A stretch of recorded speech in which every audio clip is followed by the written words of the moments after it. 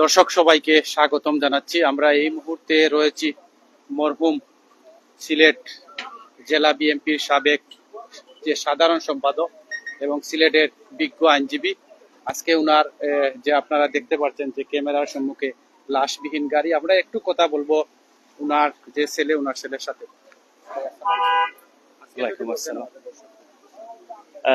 আসসালামু আলাইকুম।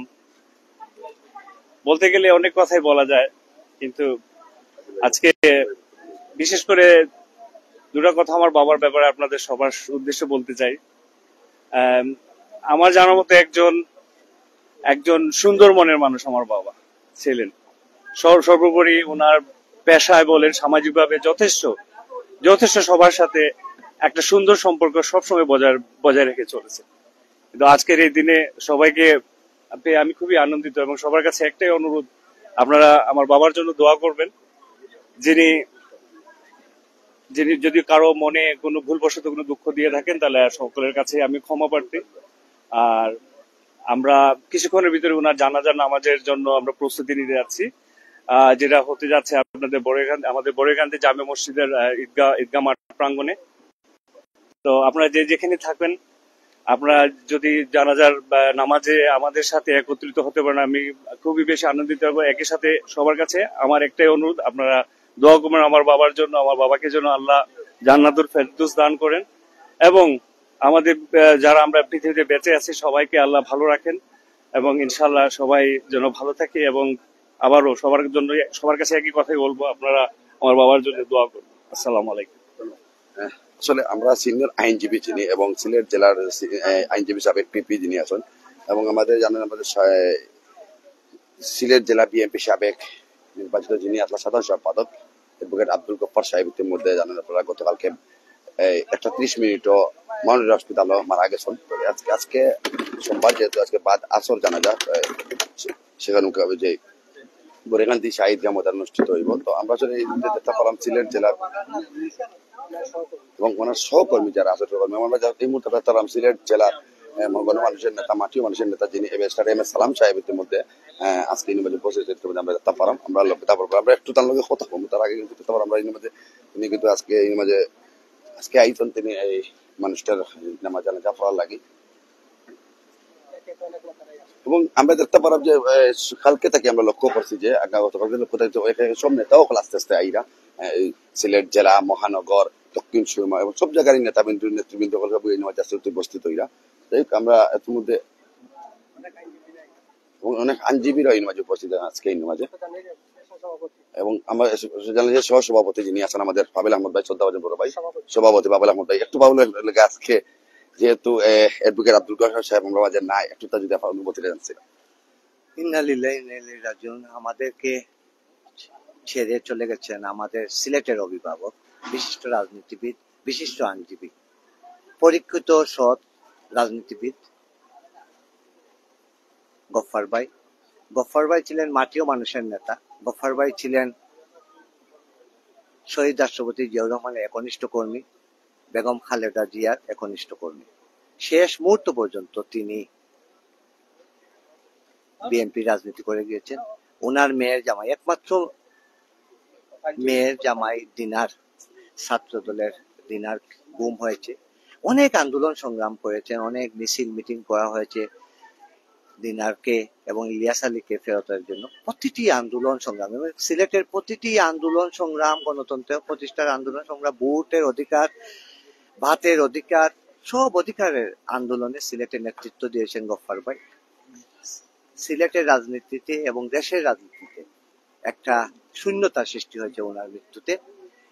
আমি ওনার রুহে মাগফিরাত কামনা করছি, ওনার শোকসপ্ত পরিবারের প্রতি সমবেদনা যাচ্ছি। আমাদের সংগঠন বাংলাদেশ ফটো জার্নালিস্ট অ্যাসোসিয়েশনের পক্ষ থেকে গফফার ভাইয়ের মৃত্যুতে আমরা শোক প্রকাশ করেছি এবং আমরা শোকসপ্ত পরিবারের প্রতি সমবেদনা জানাচ্ছি, এবং আমরা আশা করব যারা গফফার ভাইয়ের সহযোদ্ধারা আছেন, গফফার ভাইয়ের যে আদর্শে, যে আকাঙ্ক্ষা নিয়ে, যে স্বপ্ন নিয়ে তিনি রাজনীতি করেছেন, সবাই ওনার সেই আদর্শ বাস্তবায়নের কাজ করে যাবেন। আবারও সবাইকে ধন্যবাদ জানাচ্ছি এবং গফফার ভাইয়ের রুহের মাগফিরাত কামনা করছি। ধন্যবাদ নব নির্বাচিত ফরজান রাজ্যের সময় সভাপতি পাবিল আহমদ ভাই। আমরা একটু আমাদের আজকের যে মিস্টার এম এস সালাম সাহেব আমাদের মাঝে উপস্থিত আমরা একটু সংক্ষেপে আপনার সাথে কথা বলতে চাইলাম। আমাদের চ্যানেলের পক্ষ থেকে সবাই আপনাদের ধন্যবাদ জানাই। আমরা এই নয় প্রতিদিন একটু আপনার একটু অনুভূতি যদি আমরা আজকে যেহেতু আব্দুল গফফার সাহেবের বাড়িতে আপনি উপস্থিত আছেন। অ্যাডভোকেট আব্দুল গফফার সাহেব তার বর্ণাঢ্য রাজনৈতিক ক্যারিয়ার এবং একজন পেশা হিসাবে, একজন আইনজীবী হিসাবে, পেশাজীবী হিসাবে একজন প্রখ্যাত আইনজীবী তিনি ছিলেন। তার জীবদ্দশায় তিনি সাধারণ মানুষের প্রতি অত্যন্ত ভালোবাসা চাচ্ছিলেন। রাজনৈতিক জীবনে তিনি বাংলাদেশ জাতীয়তাবাদী দলের খুব কঠিন সময়ে তিনি সিলেটে হাল ধরেছিলেন, নেতৃত্ব দিয়েছিলেন। বিশেষ করে স্বৈরাচার বিরোধী আন্দোলনে তিনি যখন সাধারণ সম্পাদকের দায়িত্ব পালন করছিলেন, তখন আমি বাংলাদেশ জাতীয়তাবাদী ছাত্র দলের রাজনীতির সাথে জড়িত ছিলাম, সিলেট জেলা ছাত্র দলের একজন ভাইস প্রেসিডেন্ট ছিলাম এবং সেই সময়ে তার সাথে আমার অত্যন্ত ঘনিষ্ঠ বিবাদী।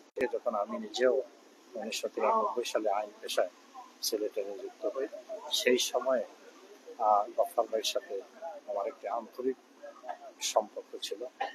আজকে আমরা শুধু কায়েম অনুযায়ী আল্লাহ রাব্বুল আলামিনের কাছে দোয়া করি যেন আল্লাহ তাআলা তাকে জান্নাতুল ফেরদৌস নসিব করেন। ধন্যবাদ মিস্টার সালাম সাহেব। তিনি সিলেট 3 আসনে গণমানুষের নেতা এবং এই 3 আসনের যিনি সবসময় কাজ করে যাওয়ার পড়ছেন এবং আমরা মিস্টার যে একজন আইনজীবী আছেন যিনি আব্দুল গফফার সাহেবের অত্যন্ত নিকটতম সহকর্মী হিসাবে আসলা এবং কাজ করে যাই তাই আমরা একটু তার কাছ থেকে আজকে এই পুরো সাহেব জানি। বিসমিল্লাহির রহমানির রহিম। আমি আব্দুল গফফার সাহেবের সাথে 2005 সাল থেকে আছি। আমি প্রথমে কোর্টে আসি, ওনার জন্য করি এবং 5 সাল থেকে আজকে 20 বছর ধরে ওনার সাথে আছি। উনি অন্তত ভালো মানুষ ছিলেন, একজন ভালো আইনজীবী ছিলেন, ভালো সংগঠক ছিলেন। উনি রাজনৈতিক দিক থেকেও দুইবারের সাধারণ সম্পাদক ছিলেন দলের। সিনিয়র বলছেন দলের কঠিন সময় উনি হাত ধরেছেন। উনি একজন থেকে নেতা। আজকের এই দিনে আমি আল্লাহর কাছে প্রার্থনা করি উনার যেন জান্নাতুল ফেরদৌস দান করে। ধন্যবাদ। মরহুম আব্দুল গফফার সাহেব আমরা জানেন আপনাদের সিলেট জেলার দুইবার বিএনপির নবনির্বাচিত সাধারণ সম্পাদক হিসেবে দায়িত্ব পালন করছেন এবং আপনারা জানেন ইফতেখার হোসেন দিনার যিনি আছেন সিলেটের আলোড়নকারী সৃষ্টিকারী হচ্ছেন ছাত্রনেতা আসলা ওনার শ্বশুর এবং উনি কিন্তু জানেন আপনার ইলিয়াস আলীর সাথে গুম হয়েছিল। যাই হোক আমরা সরাসরি আপনাদের আজকে আব্দুল গফফার সাহেবের বাড়ি থেকে আপনার লাইভে সরাসরি তুলিয়ে দেওয়ার চেষ্টা করলাম। আমরা লগে থাকবো এবং আমরা পরবর্তী জানাজা আসন নামাজ এটা লাইভ দেওয়ার চেষ্টা করবো। বা থাকবো। আসসালামু আলাইকুম।